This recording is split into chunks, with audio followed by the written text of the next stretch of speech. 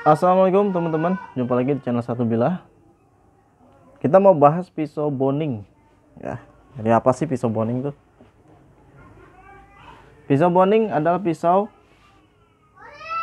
yang dirancang untuk memisahkan antara daging dan tulang. Biasanya dia tipis, fleksibel, memiliki ketajaman yang baik ya, supaya pengguna bisa bekerja dengan presisi dan efisien saat membersihkan atau saat memotong daging, memisahkan daging dan tulang. Oke, di sini ada dua pisau boning. Sebenarnya enggak ada banyak ya, cuman kita cuma punya dua. Ini dari Tramontina ya, pisau boning 15 cm, dan ini dari Songyuan, ini sekitar 13 cm lah. Mirip-mirip bentuknya, tapi ada perbedaannya. Oke, kita bahas ciri-ciri pisau boning. Yang pertama, bilah tipis dan fleksibel, memungkinkan pisau untuk mengikuti kontur tulang dengan mudah. Jadi dia biasanya tipis, kemudian fleksibel.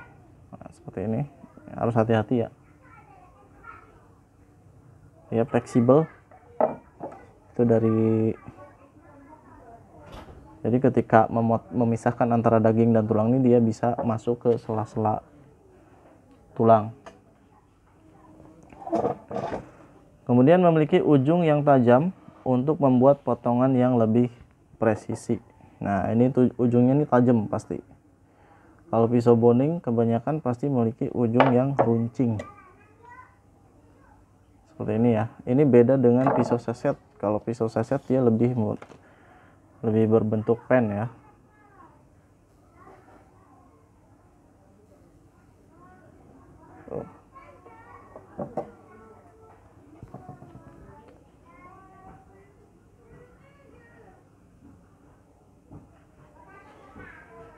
Oke, itu ujungnya memiliki ujung yang tajam. Kemudian yang ketiga, daya jangkau yang panjang, memudahkan untuk mencapai bagian dalam daging. Nah, jadi daya jangkaunya ini bisa mana-mana ya. Jadi sela-sela daging yang sulit dijangkau itu, kalau ini kan lebar ya, jadi mungkin agak susah, lebar dan kaku. Jadi kalau untuk masuk ke sela-sela tulang mungkin ini sulit. Tapi kalau ini dia lentur dan kecil ya, tipis.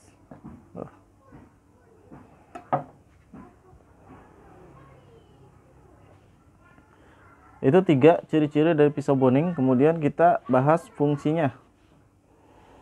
Fungsinya yang pertama, memisahkan daging dan tulang. Itu fungsi utamanya ya. Jadi fungsi utama pisau boning adalah memisahkan antara daging dan tulang. Yang kedua, membuat potongan daging yang rapi. Pisau boning juga digunakan untuk membuat potongan daging yang tipis. Jadi kalau buat motong-motong daging sesuai ukuran, nah ini cocok juga pisau boning. Yang ketiga, membersihkan sisa-sisa tulang.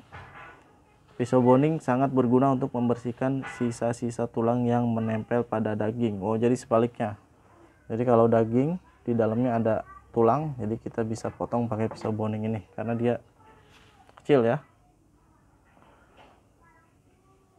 Lalu kemudian jenis-jenisnya. Jadi ada beberapa jenis. Yang pertama, boning lurus ya.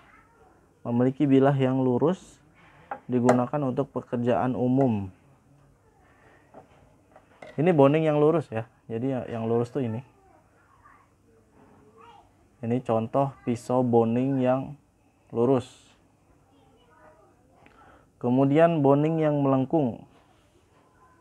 Memiliki bilah yang sedikit melengkung.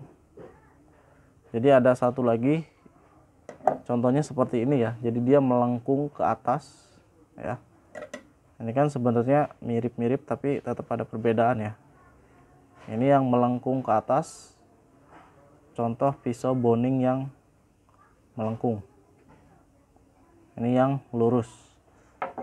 Ada lagi yang lebih lurus. Jadi memang pisau-pisau kita nih, pisau dari Tramontina, kemudian Songyuan atau Victorinox itu mengeluarkan berbagai macam model pisau ya, termasuk pisau boning juga itu ada banyak macam-macamnya. Kemudian yang ketiga, boning yang berujung runcing. Biasanya dia melengkung dan tipis mata bilahnya ya.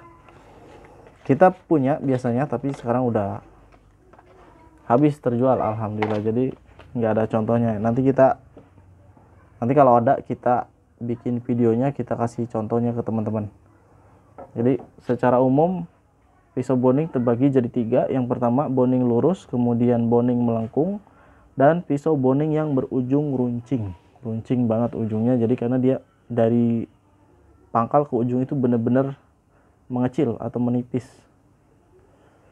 Oke, jadi itu aja apa yang disebut dengan pisau boning, kemudian ciri-cirinya seperti apa, fungsinya apa, udah kita jelaskan. Sekarang tips memilih pisau boning. Yang pertama dari bahannya, kalau bisa stainless steel karena gampang dibersihkan ya. Kalau baja karbon dia tajam bagus, tapi biasanya sulit dibersihkan. Yang kedua ketajaman, jadi pastikan tajamnya ini bagus ya. Karena kalau tajamnya ini jelek, dia nanti susah atau membuat lama dalam pekerjaan kita, jadi bikin lama.